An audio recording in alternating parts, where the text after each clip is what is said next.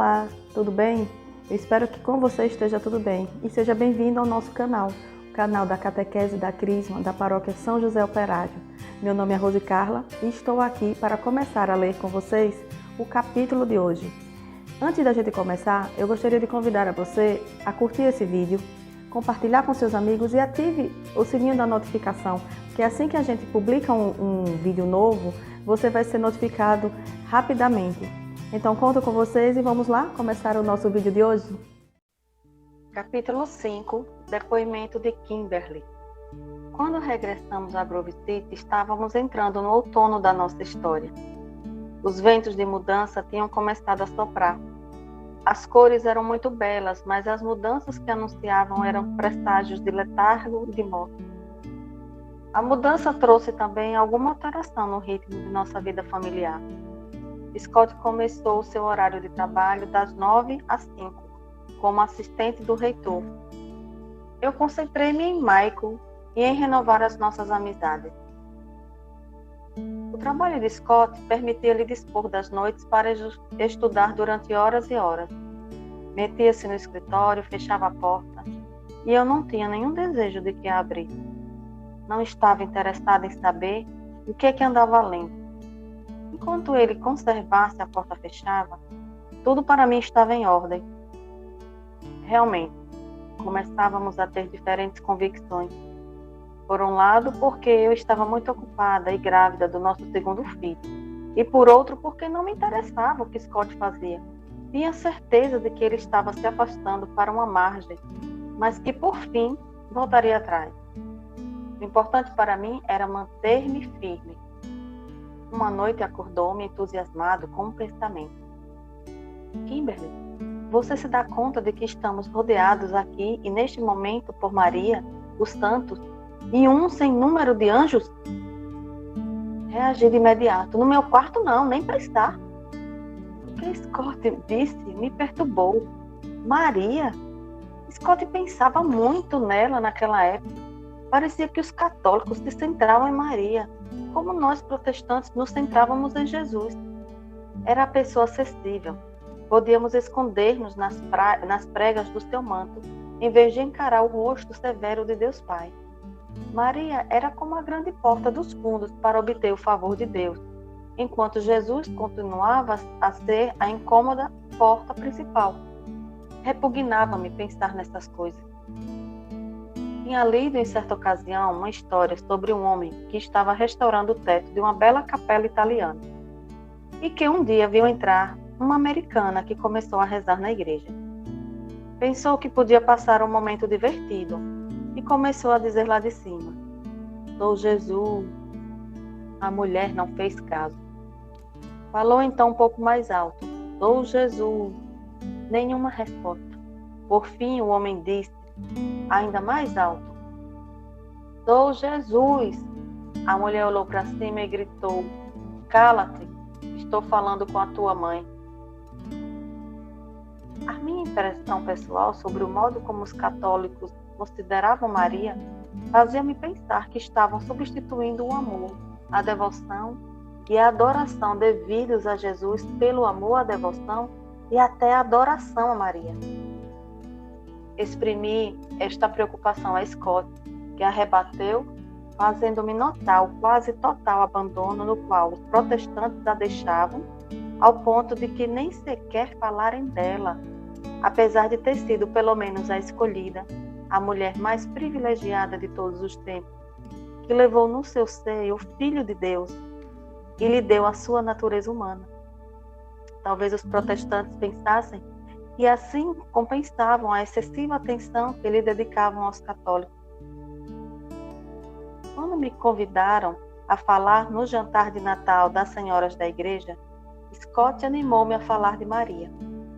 Preparei então um estudo sobre Maria como mulher de Deus, sem expor nenhum dos conceitos católicos sobre ela, nos quais ainda não acreditava.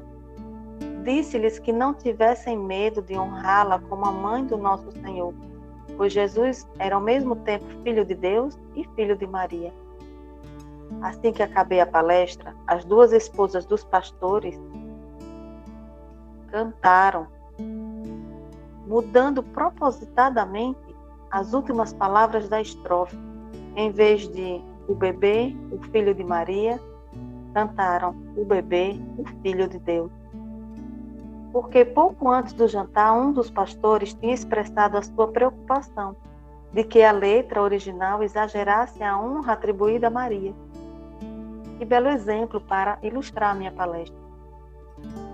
Recordei uma aula no seminário em que o Dr. Nicole disse que um concílio ecumênico tinha definido Maria como Theotokos, Mãe de Deus. A princípio aquilo nos ofendeu. Ela não tinha criado Deus, mas ele esclareceu rapidamente o sentido dessa afirmação. Era necessário para nossa salvação que Jesus fosse tão plenamente humano como plenamente divino, duas naturezas numa só pessoa, a de Deus Filho.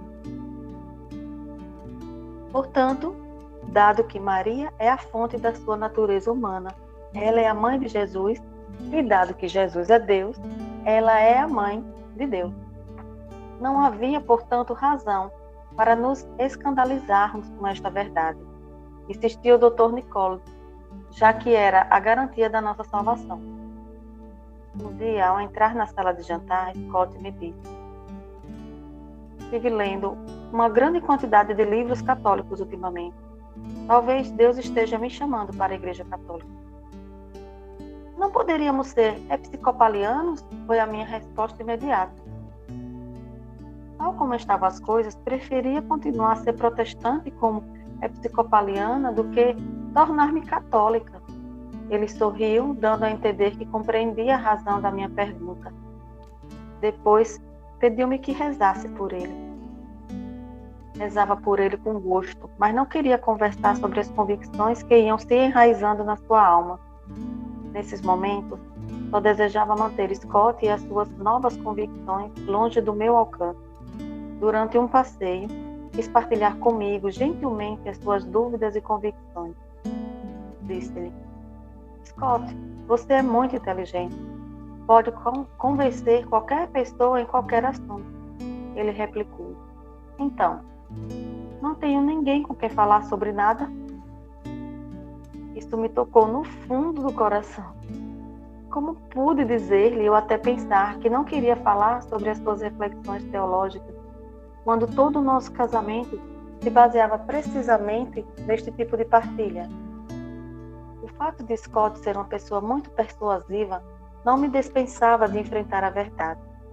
Mas eu não queria ouvi-la. Era muito arriscado. E eu tinha muito a perder.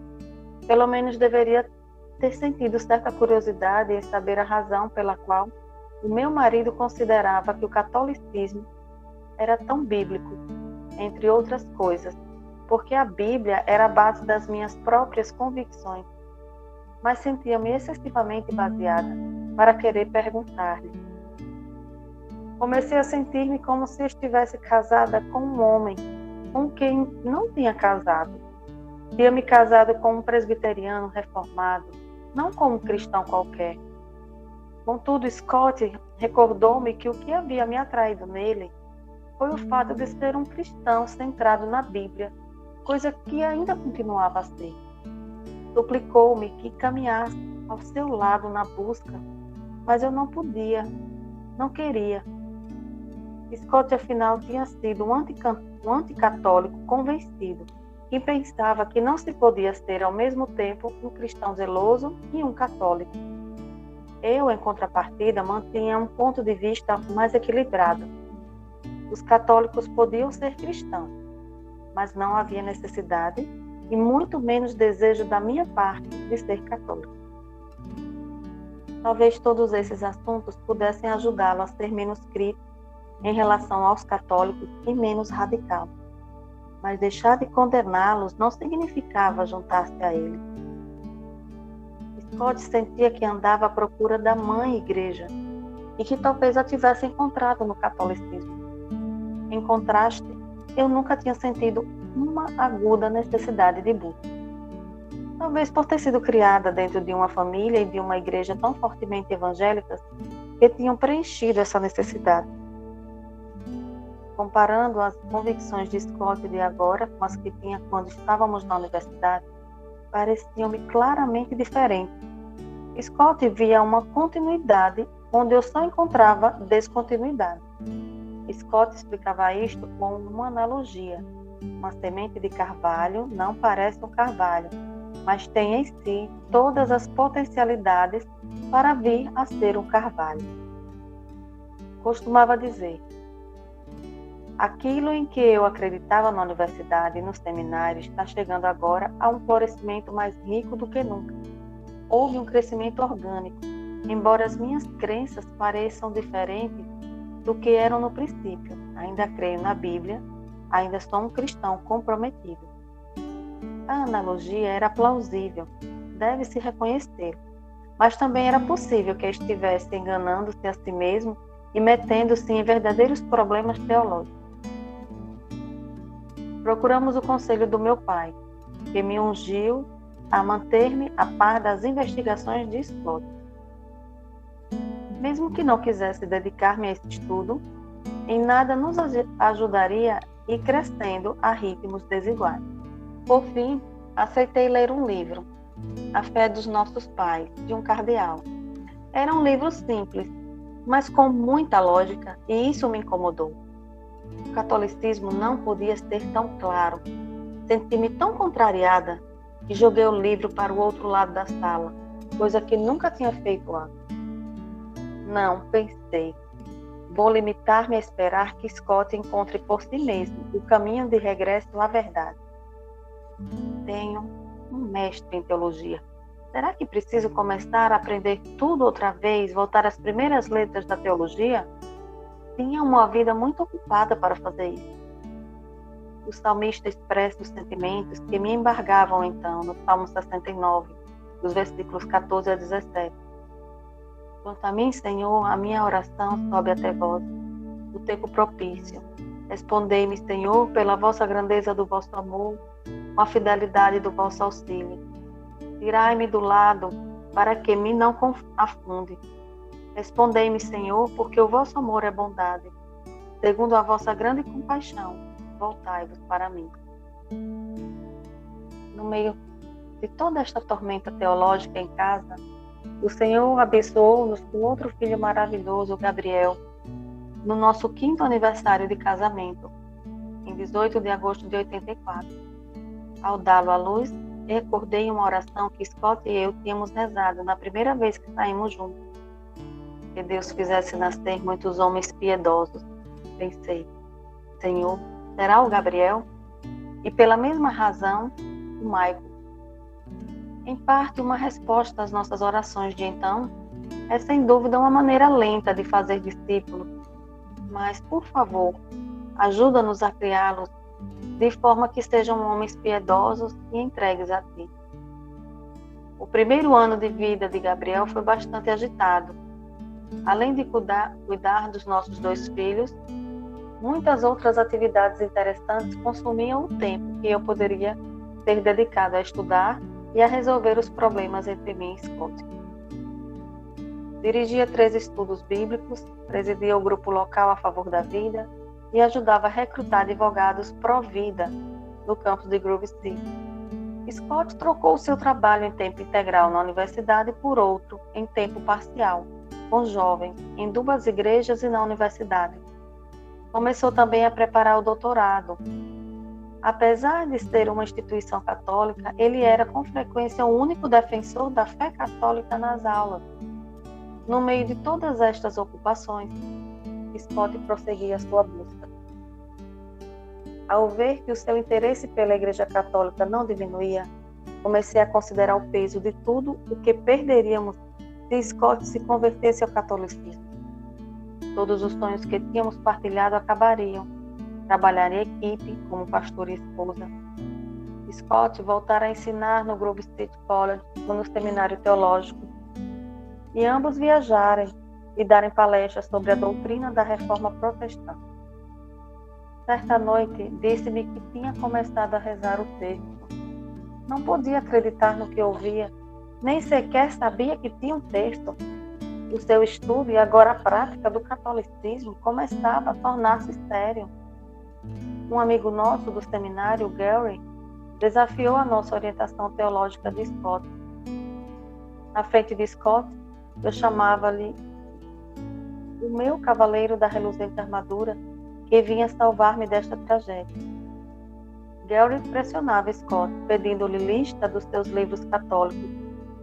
Eu estava-lhe muito agradecida, especialmente porque Gary era muito parecido com Scott, uma pessoa de convicções, que procurava realmente a verdade, fosse qual fosse. Nunca poderei esquecer a noite em que Scott voltou ao nosso quarto, depois de falar por telefone com Gary durante horas, e me falou do entusiasmo de Gary com os livros católicos que estava lendo. Tudo o que eu consegui fazer foi chorar. O meu cavaleiro da reluzente armadura começava a ficar amolecido. Se Gary não era capaz de brecar Scott, eu não sabia quem mais poderia fazê-lo. Quando Gary organizou uma reunião com o Dr. Gardner, as minhas esperanças voltaram, mas apenas para vê-las despedaçadas de novo quando ouvi o relato de Scott sobre esse encontro. Desde o princípio da nossa relação, Scott e eu tínhamos crescido e evoluído juntos, pelo menos em pequena escala, nas nossas convicções. Mas com ele mudando e eu me negando a mudar, começávamos a deixar de confiar um no outro. O fundamento de confiança do nosso casamento estava tremendamente abalado.